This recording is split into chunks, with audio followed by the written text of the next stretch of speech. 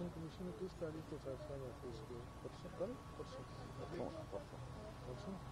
6 तारीख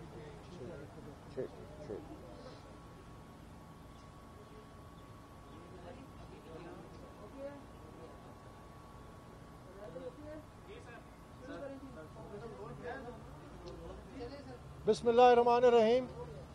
आज election commission of Pakistan की स्क्रूटनी कमेटी का एक और इजलास था। ये स्क्रूटनी कमेटी मार्च 2018 से पाकिस्तान तहरीक इंसाफ की फॉरेन फंडिंग के हवाले से जो अकाउंट्स हैं उसका रिव्यू कर रही हैं। उनका मैंडेट 1 महीने का था जो कि फिर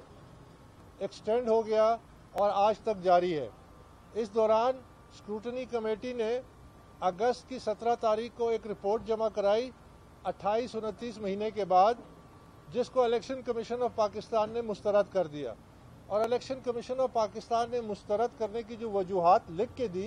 27 अगस्त के ऑर्डर में, वो ये थी कि आपने दस्तावेज़ात की तस्दीक नहीं की, आपने इनको वैलिडेट नहीं किया, आपने कंक्लूसिव कोई अपने ओपिनियन फॉर्म नहीं किया और आपने हमारे अहकामात पे अमल नहीं किया। ये इलेक्शन कमीशन ने खुद अपनी कमेटी की जो रिपोर्ट थी 28-29 महीने बाद अगस्त 2020 में मुस्तरद की। उसके बाद से इजलास होते रहे हैं। जो अहम तरीन पेशरफ थी वो इलेक्शन कमीशन ऑफ पाकिस्तान में 6 तारीख को जब उन्होंने फैसला महफूज किया, क्योंकि हम समझते हैं कि जब तक पाकिस्तान तहरीक इंसाफ के तमाम खुफिया अकाउंट 23 ऐसे अकाउंट जो स्टेट बैंक के जरिए आए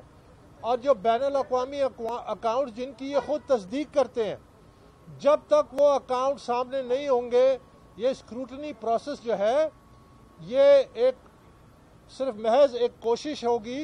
कि हक़ाइक़ को छुपाया जाए कि पाकिस्तान तहरीक इंसाफ की जो गैर कानूनी फंडिंग हुई है उसको छुपाया जाए। इसलिए हमने कमेटी के सामने बारहा ये कोशिश की और मजबूर होकर इलेक्शन कमीशन के पास गए। तो वो फैसला अभी महफूज है, उस फैसले पे अभी हमें इंतज़ार है और इंशाल्लाह हमें मुकम्मल हम उम्मीद ज़ाहिर करते हैं कि हमें इंसाफ होगा और वो तमाम दस्तावेज़ात जो हमसे खुफिया रखी जा रही हैं, ख़ुसूसन बैंक स्टेटमेंट सामने ना उसके बगैर कोई ऑडिट नहीं हो सकता। वो सिर्फ एक फ्रॉड होता है, फेक प्रोसेस होता है, उसको कोई भी तस्लीम नहीं करता। तो आज कमेटी ने हमारे सामने एक दस्तावेज़ रखी। उस दस्तावेज़ जो पीटीआई ने जमा कराई थी उस पे उन्होंने जो तफसीलात दी थी, हमने उन तफसीलात का जायज़ा लिया और अपने तहफ़्फ़ुज़ात रिकॉर्ड किए और हमने ये बारहा कमेटी को कहा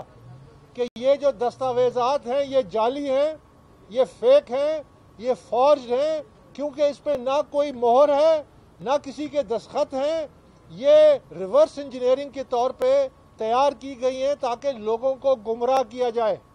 हम इन दस्तावेज़ात को तस्लीम नहीं करते, मुस्तरद करते हैं, लेकिन कमेटी की सहूलत के लिए अंडर प्रोटेस्ट हमने उनके तमाम तफसीलात का जायज़ा लिया और उन तफसीलात में भी ये साबित करने की कोशिश की कि ये मुतज़ाद हैं, कॉन्ट्रडिक्टरी हैं, इंफॉर्मेशन को हाइड कर रहे हैं। मसलन कनाडा से जो पैसे हैं वो कैनेडियन लॉ के तहत कहते हैं कि यहाँ डिस्क्लोज नहीं किए जा सकते। तो हमने ये वाज़ेह किया कि ये स्क्रूटनी पाकिस्तान के कानून के तहत हो रही है। पाकिस्तान के जो इलेक्टरल लॉज हैं जो पार्टी को रेगुलेट करने के लिए पॉलिटिकल पार्टीज ऑर्डर 2002 या इलेक्शन एक्ट जो 2017 का है, तमाम सियासी जमातों पे पाकिस्तान का कानून लागू होता है, कनाडा का कानून नहीं लागू होता, बरतानिया का कानून नहीं लागू होता। तो उनकी एक कोशिश है कि वो वहाँ की जो तफसीलात हैं उसको छुपाने के लिए गैर मुल्की कवानीन का इख्तियार। बहरहाल हमने अपनी तमाम तफसीलात रिकॉर्ड की और हमने ये फिर कहा कि जब तक आप हमारे सामने वो अकाउंट्स नहीं रखेंगे जो स्टेट बैंक के जरिए आए हैं या वो बैनुल अक़वामी अकाउंट्स जो हमसे छुपाए गए हैं, इलेक्शन कमीशन से भी छुपाए गए हैं, जब तक ये तमाम मामलात जो हैं ये किसी क्रेडिबल हतमी तरीके पे तय नहीं हो सकते। ये किसी भी ऑडिट का ये बुनियादी तकाजा है कि आप बैंक स्टेटमेंट्स रखते हैं, तो वो बदस्तूर हमसे छुपाए जा रहे हैं। और जैसे मैंने कहा, अभी हमारा तमाम तर तवज्जो इलेक्शन कमीशन ऑफ पाकिस्तान पे है कि वो जो फैसला महफूज किया है उसमें वो तमाम डॉक्यूमेंट्स हमें दिखाए जाएंगे और हमें मुकम्मल ये मौका दिया जाएगा कि हम उसकी एक ऑडिट करें, फॉरेंसिक करें, ताकि कमेटी को अपनी तरफ से एक मुकम्मल तफसीली जो रिपोर्ट है, चाहे वो उसको तस्लीम करें, मुस्तरद करें, वो उनका इख्तियार है, चाहे इलेक्शन कमीशन उसको लेकिन कम अज़ कम हम उन तमाम मामलात की एक एक जो डिटेल है उस पर अपनी राय दें। अब मैं आपके सामने ये बात रखना चाहता हूँ कि और जो रिलेटेड है कि वज़ीर-ए-आज़म इमरान खान ने हालिया चंद दिनों में अचानक इलेक्शन रिफॉर्म एक्ट की एक बात करनी शुरू की है कि इलेक्टरल लॉज को रिफॉर्म किया जाए और ये भी कहा कि वॉर फुटिंग पे किया जाए। मैं आपके सामने ये रखना चाहता हूँ कि अगले सेनेट के इलेक्शन 3 साल बाद हो रहे हैं,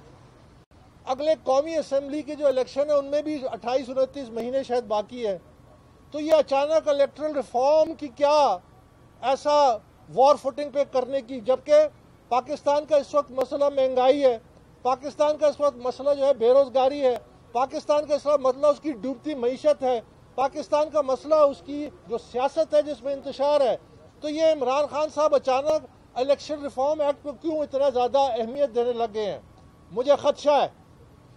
खदशा है कि अगर वो इलेक्शन रिफॉर्म एक्ट में कुछ करना चाहते हैं बेहतरी के लिए, तो उसको साबित करने के लिए बड़ा आसान है कि डस्का का इलेक्शन जो चुराया गया,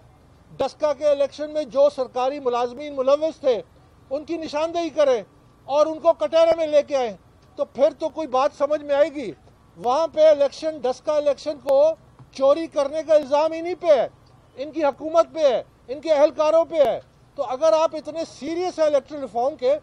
तो आप डस्का जो इलेक्शन चुराया गया उस पर आप कार्रवाई करें। इसलिए मैं ये कह रहा हूँ, मुझे खदशा है कि ये जो इलेक्शन रिफॉर्म की इमरान खान बात कर रहा है, इसका असली मकसद ये है कि जो फंडिंग के कवानीन हैं, जो सियासी जमातों की फंडिंग होती है, उन कवानीन में ऐसी तब्दीली की जाए कि ये जो फंडिंग है इसको खुफिया रखने का जवाब पैदा किया जाए, ताकि वो फॉरेन फंडिंग केस से राय फरार इख्तियार कर सके। तो मैं इमरान खान को ये कहना चाहता हूँ कि अगर ऐसी कोई कोशिश की गई कि इलेक्टरल रिफॉर्म्स एक्ट के नीचे ऐसी कवानीन में तब्दीली लाने की कोशिश की गई जिससे सियासी जमातों की जो फंडिंग है उसको खुफिया रखा जाए, या कोई ऐसा अमल जिससे फॉरेन फंडिंग केस मुतासर हो, उसका हम मुकाबला करेंगे, हर कानूनी तरीके से करेंगे। और ये तमाम सियासी जमातों की भी जिम्मेदारी होगी कि इस हवाले से वो अपनी आंखें खोल के रखें कि कहीं ये कवानीन में जो तब्दीली की जो इस वक्त बहस शुरू की है इमरान ने, उसका बुनियादी मकसद ये तो नहीं है कि वो फंडिंग के कवानीन को तब्दील करे और राय फरार इख्तियार करे फॉरेन फंडिंग केस से। बहुत शुक्रिया।